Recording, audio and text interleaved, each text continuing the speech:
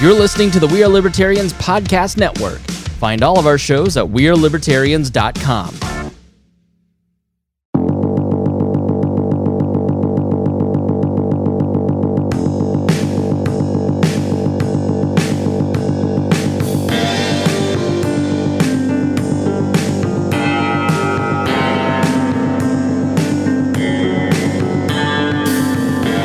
Achieve the dangerous freedom you dream of in your lifetime. You're listening to On the Run with Remso W. Martinez.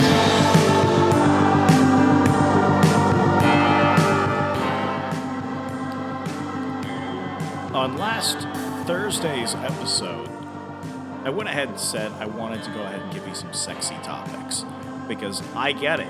Talking about finance, talking about entrepreneurship, talking about food co-ops and the recession and the stock market crash and everything going on, inflation, it's not always sexy. And I have not given you a lot of sexy content recently. So when I went ahead and did the UFO episode, it was an opportunity for me to bring on some sexy content.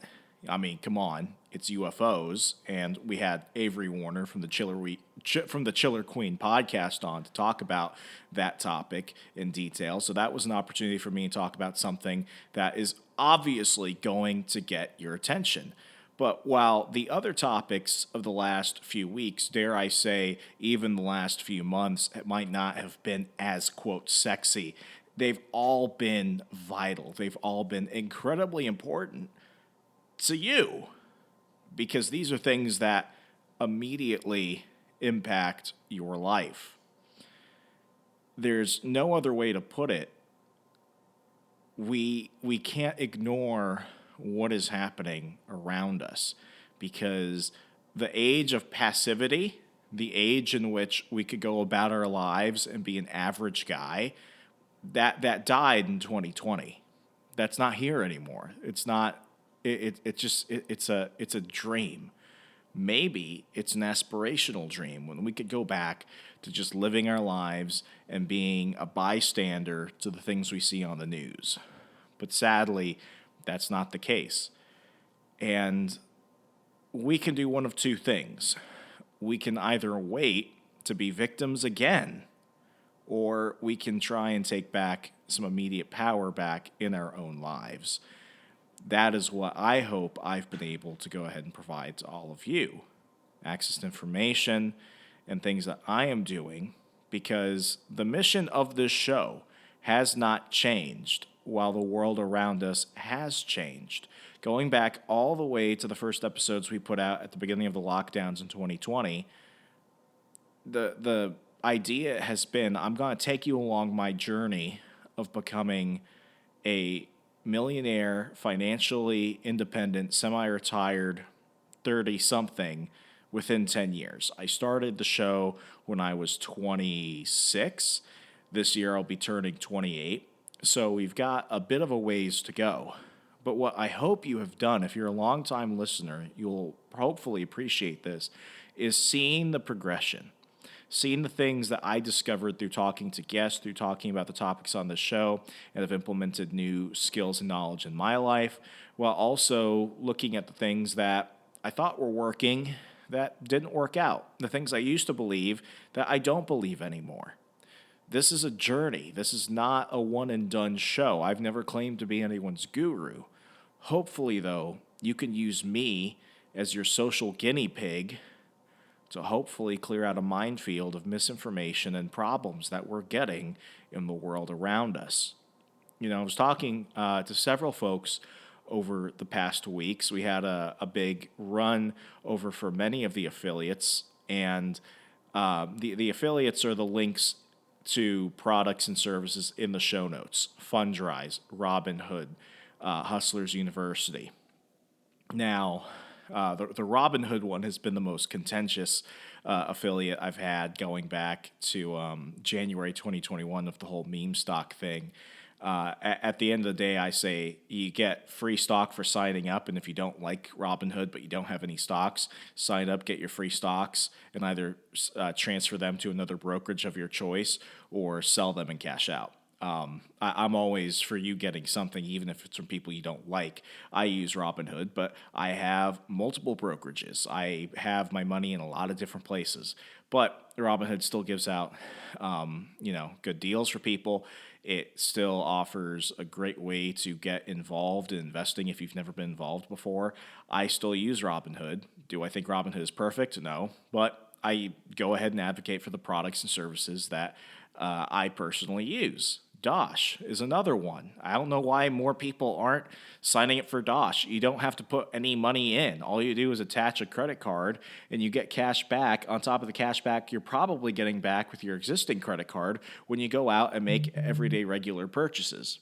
What's another one? Hustlers University. People think that Hustlers University is a scam. People think that Hustlers University sounds too good to be true. Well, Hustlers University worked for me. I'm not saying that because they pay me. I'm saying that because I'm a student. I've been a student since November of 2021. I still go through their stuff regularly. I advocate for it versus a lot of other stuff because how often can you find one single location that has current and ongoing courses on all the things you need to make money online from verified millionaire professors who are experts in their field and a community of people trying to support you? That doesn't exist. It's just how it is. And if you sign up and you don't like it because you don't like the fact that it's based on Discord or whatever, you get your money back in 30 days. It's just that simple. If you don't like these things, you don't have to use them. But I'm not telling you to go ahead and get involved in something that I myself am not personally involved in. The only thing on this show that I have ever issued a statement regarding, me not liking the product or service anymore was Cash App. We don't need to get back into Cash App. I already talked about Cash App months ago. Go down the feed or go on my Instagram. You'll see I even wrote a little note and posted it to Instagram saying I'm done with Cash App. Why? Because Cash App customer service is non-existent. You could lose your money. You could possibly get issues regarding your personal private information, exposed. I mean, there were problems with it, and I blatantly said, I'm removing all the affiliates. I'm not talking about them anymore. I don't even have it on my phone. I closed my Cash App account. All this to say, I hope you've learned to trust me over time. And I hope that even when you see an episode that you might not think is based on a sexy topic, maybe you'll go ahead and at least give me the benefit of the doubt that I'm going to inform you with something that you can use to either prepare yourself or something you can use to help other people. And the big thing that I never thought I would have to ever talk about as an American is what we're talking about today. Today I'm going to go ahead and read an article titled, No Farmers, No Food, No Life. This was written by Carla Peters at the Brownstone Institute this past weekend. For the first time in America within my lifetime, we're having to look at the possibility of food shortages. We've talked about this as the supply chain issues have reached all new heights of stupidity over the past year. We talked about this in the food co-op episode. We've talked about this in other episodes when we had an economist on a few months ago, Alex Selter. He talked about how inflation would be impacting the price of food. I was telling you all in January what I was doing, which was I'm getting into emergency preparedness mode, and I was getting all into emergency meals and stuff like that because I felt like it's going to get hairy.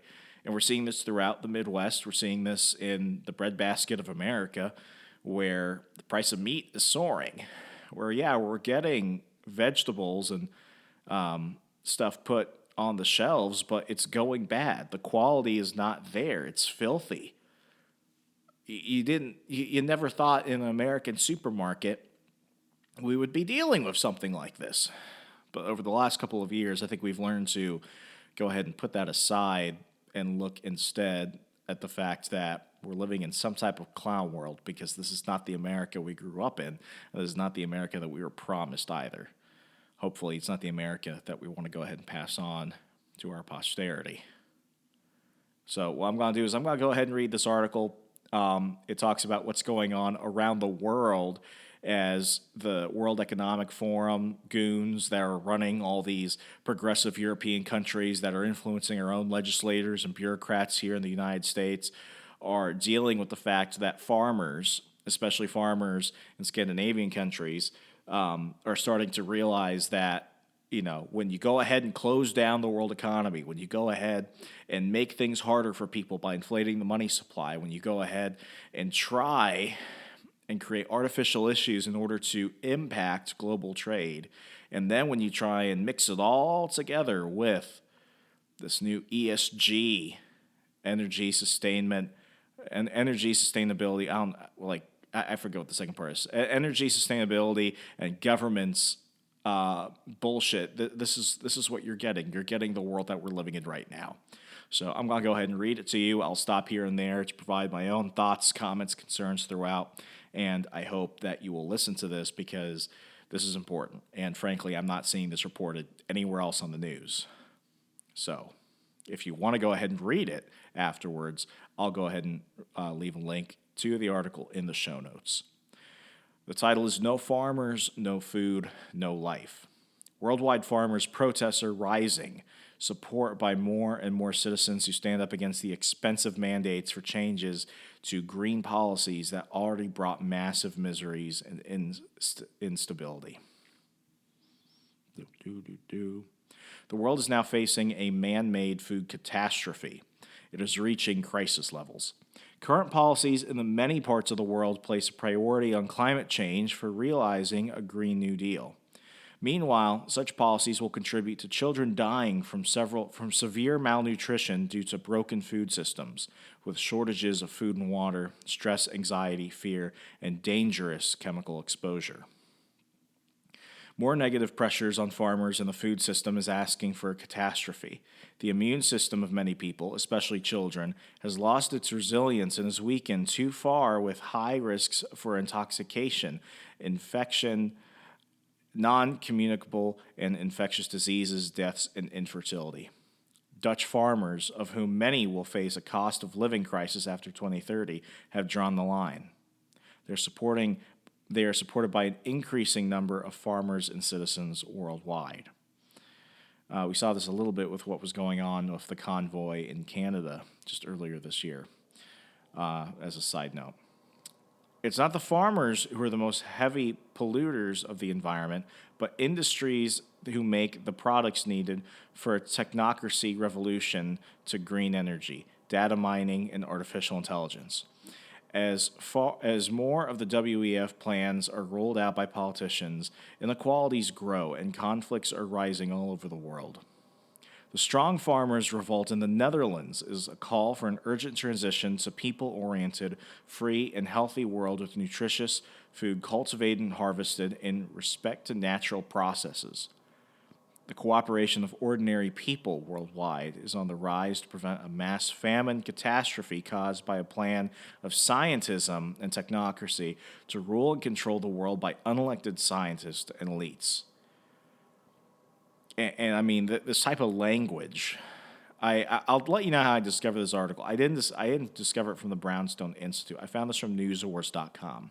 And people might see the link and they're like, oh, News Wars tied to InfoWars. I'm not reading it.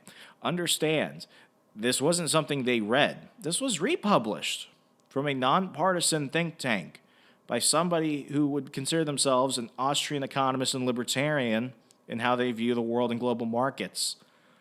This is the world that we're living in now, where we have to think this way because it's no longer in the shadows. They're talking about this stuff openly.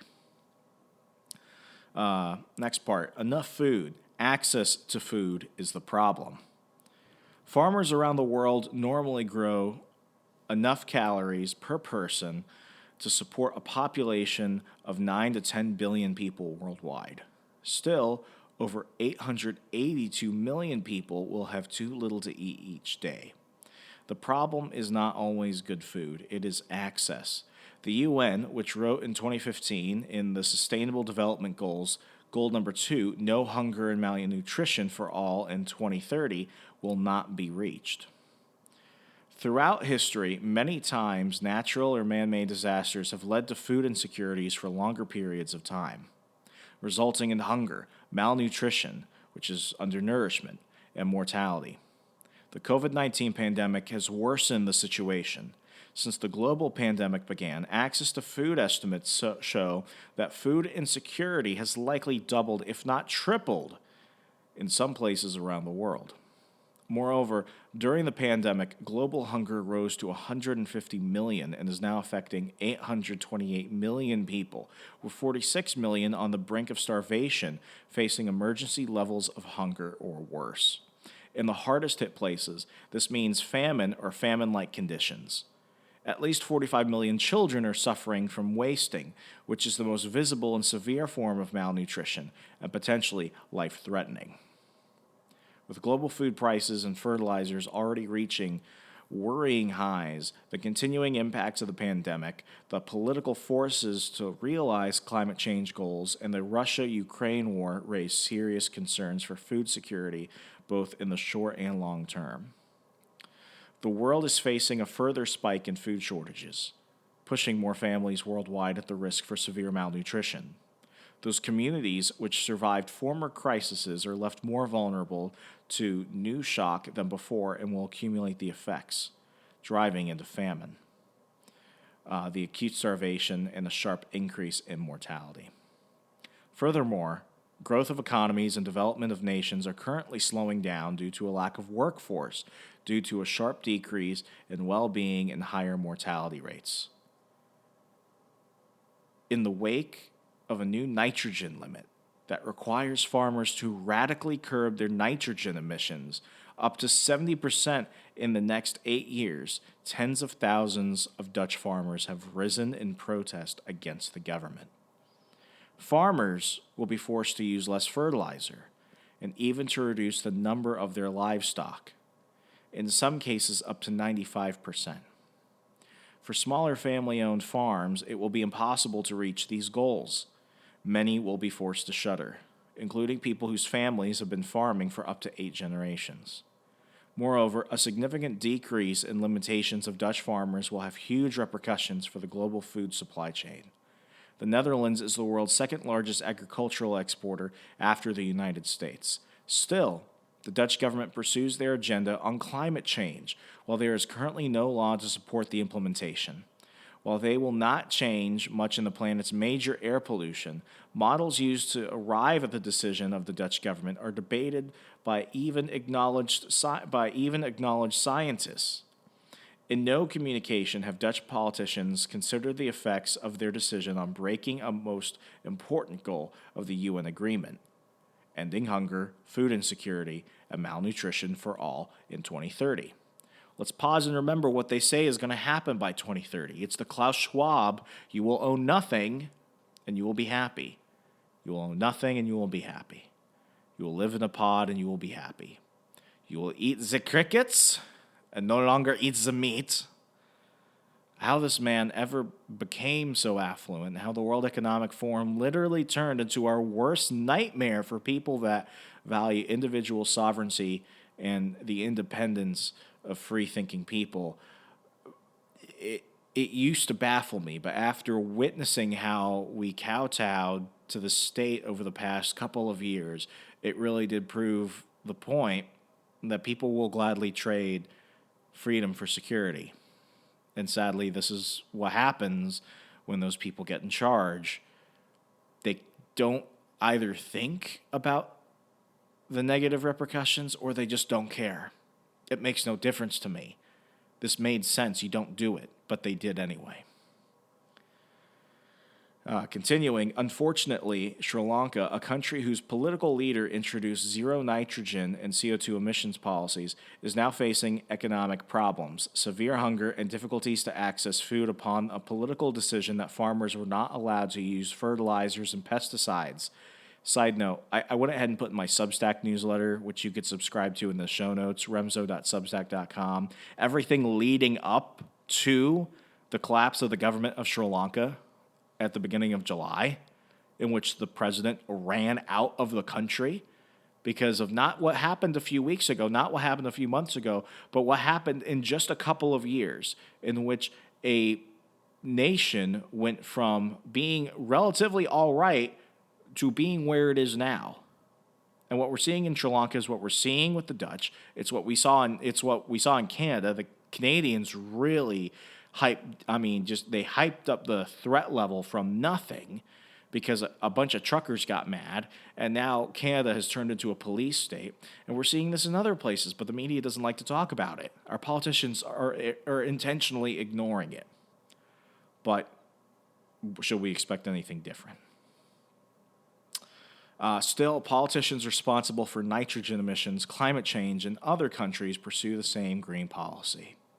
Furthermore, experts are warning that heat, flooding, drought, wildfires, and other disasters have been wreaking economic havoc, with worse to come. Food and water shortages have been in the media. On top of that, Australian experts announce a risk for an outbreak of viral disease in cattle. This could cause an $80 billion hit to the Australian economy and even more real supply chain issues. Countless businesses and producers go bankrupt. The emotional toll they are facing to euthanize their healthy herds is immense and hardly bearable. It is pushing more farmers to end their life. Hopefully, the need for the Danish government to apologize, as an investigative report on the call of more than 15 million minks in November 2020 criticized the action that led to the misleading of mink breeders and the public and the clearly illegal instructions to authorities, which will help politicians to reconsider such drastic measures on farmers. Worldwide, farmers' protests are rising, supported by more and more citizens who stand up against the expensive mandates for change to green policies that already brought massive miseries and instability. At the Ministerial Conference for Food Security on June 29, 2022, just a couple days ago, UN General Antonio Guterres warns that the worsening food shortages could lead to a, quote, global catastrophe. Next section. Malnutrition responsible for more ill health than any other cause. Yes, that's right. We probably shouldn't be worried about monkeypox. The increased risk of food and water shortages the world is facing now will bring humanity to the edge. Remember, this isn't an InfoWars article. This is from the Brownstone Institute. The increased risk of food and water shortages the world is facing now will bring humanity to the edge. Hunger is a many-headed monster. For decades, conquering world hunger has become a political issue in a way that it could not have been in the past.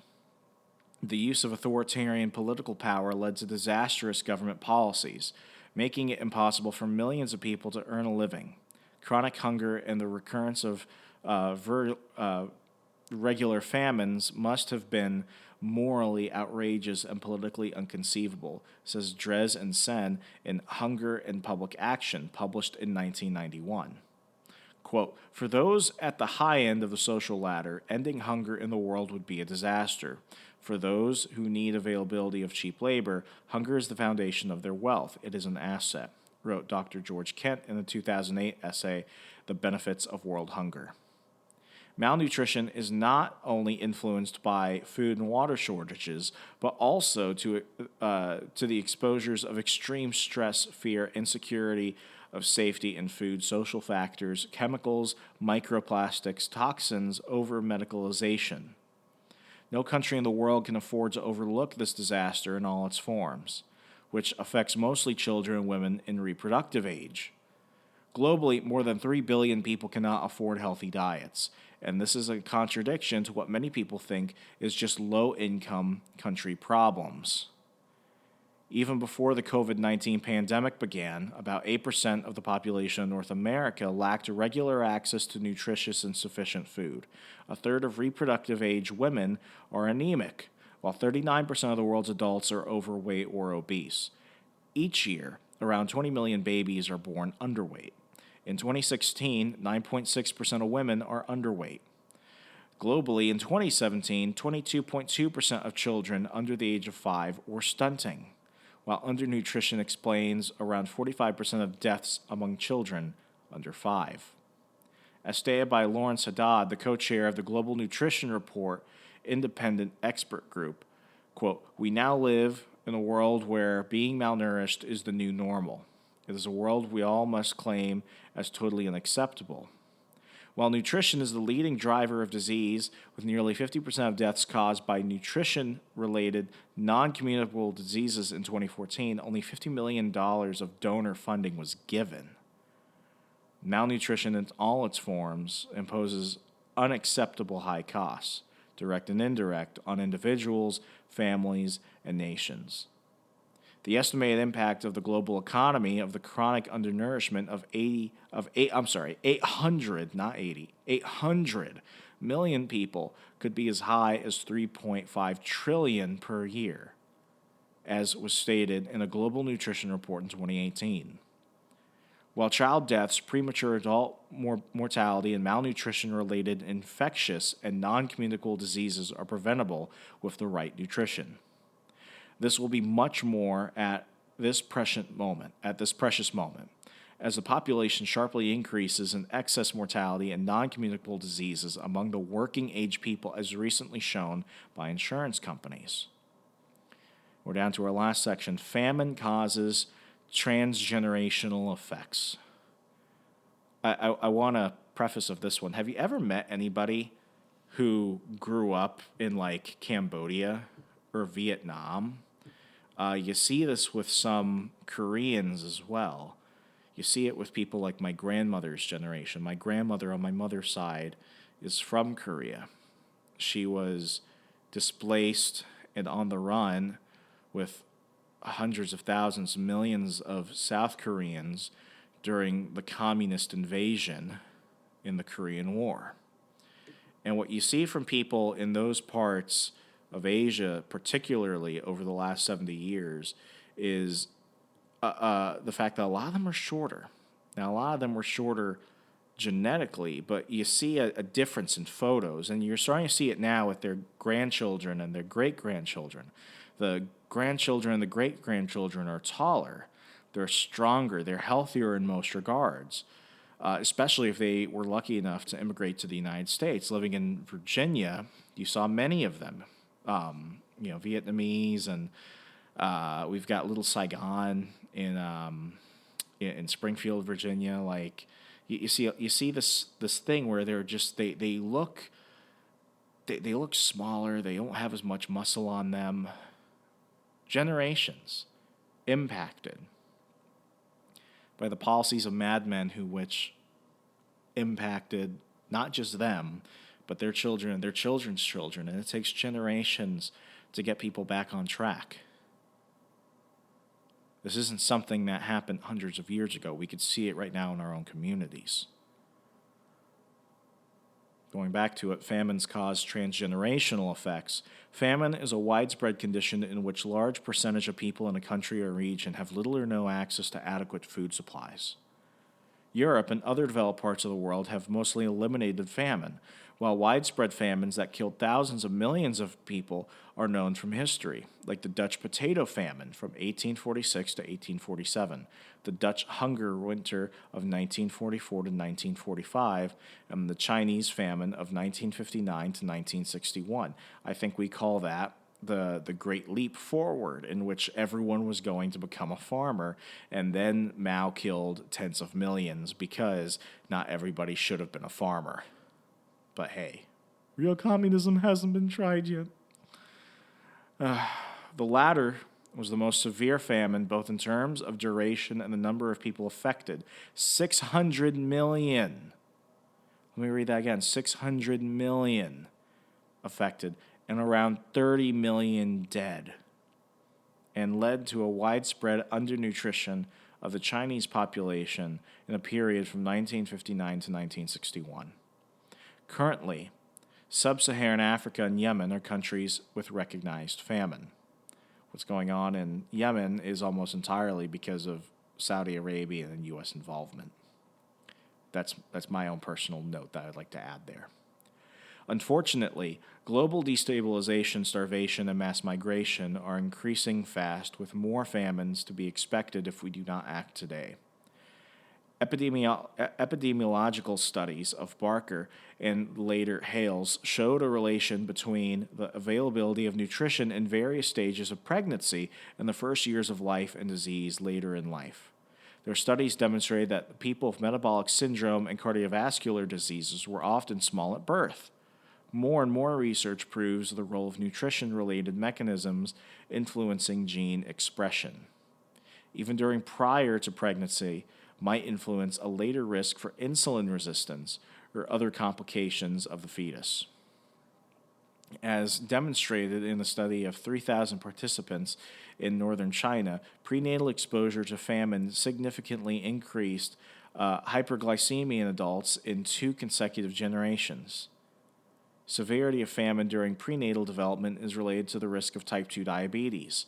These findings are consistent with animal models that have shown the impact of prenatal nutritional status on the neuroendocrine changes that affect the metabolism. I'm sorry, I don't know what half these words are. I was public schooled. I apologize. So you're just going to have to do your homework if you don't get what those are, because I know I am. Can be programmed to transmit physiologically across multiple generations through both female and male generations. Long story short, famine has an impact long term.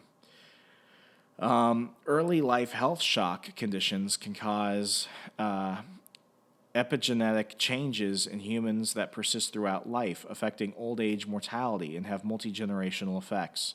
Depending on which trimester the fetus is exposed to food deprivation or even stress alone, a related disease later in life might vary from schizophrenia, ADHD to renal failure and hypertension, among others.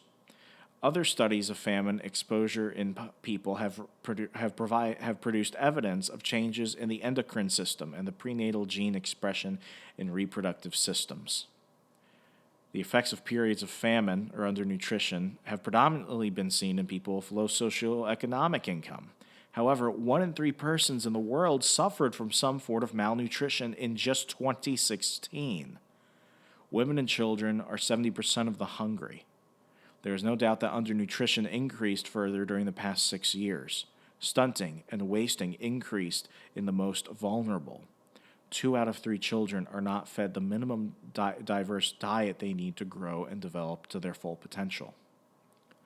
The hungry people in countries like Sri Lanka, Haiti, Armenia, Panama are on the tip of the iceberg, opening the eyes of many citizens worldwide to the fast-growing problem and the result of lockdowns, mandates, and the coercive policies in climate change, drought, and the Ukraine war. Citizens of the world have been facing for years excessive mortality, a fast decline in infertility and childbirth, with a threat to human rights for women and more diseases. Shocking reports of the UN and WHO acknowledged that the WHO, because I don't want the band The Who to be accused, my bad. The WHO, no, not The Who, the UN and shocking reports of the UN and WHO acknowledged the health of people and environment is declining. The world is moving backwards on eliminating hunger and malnutrition. The real danger is that these will climb even higher in the months ahead. The truth is that food innovation hubs, food flats, artificial meats, and gene and mind manipulations will not be able to tackle the depressing state humanity is facing. Let me go ahead and read that again for your liberal cousin. The truth is that food innovation hubs, food flats, which is vertical farming, artificial meats, and gene and mind manipulations will not be able to tackle the depressing state humanity is facing. Zero COVID policy has brought humanity at risk in its existence. COVID-19 vaccines with a risk for harm have been rolled out for even children under 5 years old. Hardly at risk for severe disease, but undernourishment, the greatly increased susceptibility to major human infectious diseases has not been taken care of. Conflicts are growing worldwide, increasing instability. Citizens will no longer accept policies with a clear harm-cost benefit.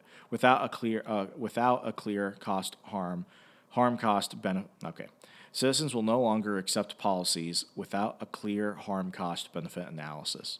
We need to act now to decrease food and fuel prices immediately by supporting farmers and effective food systems for nutritious food to heal the most malnourished in the population.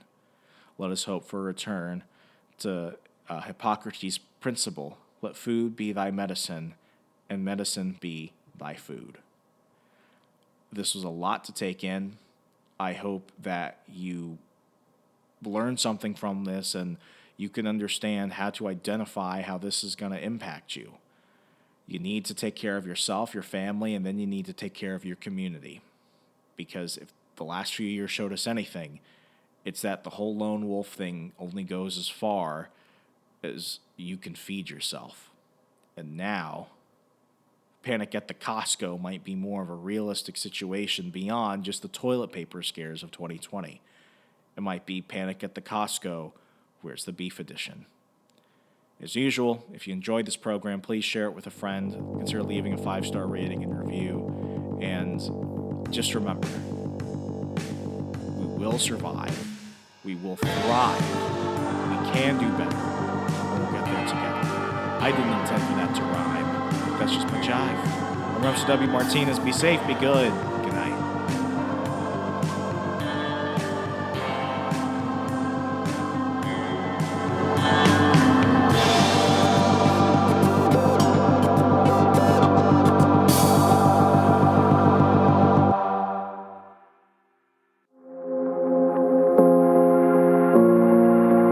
For those of you listeners who know my background a bit, you might remember the stories of my first few jobs after college.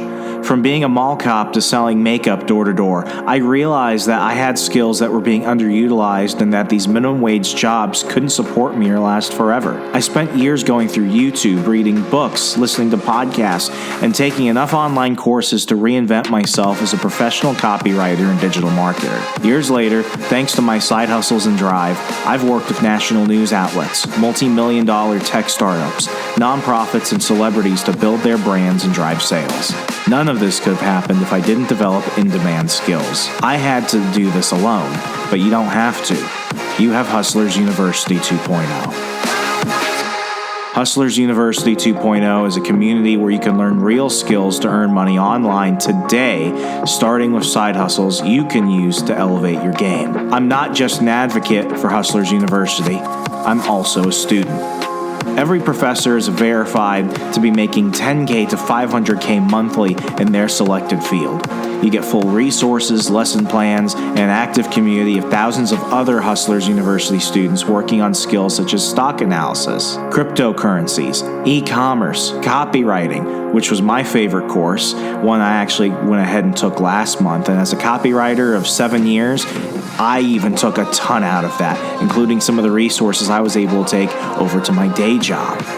You also learn freelancing, financial planning, affiliate marketing, business management, and so much more. If you're tired of depending on a boss who hates you to deliver your paycheck, or have learned since the lockdowns that controlling the source of your income is vital to your individual freedom, sign up for Hustlers University 2.0 today using the link in the show notes.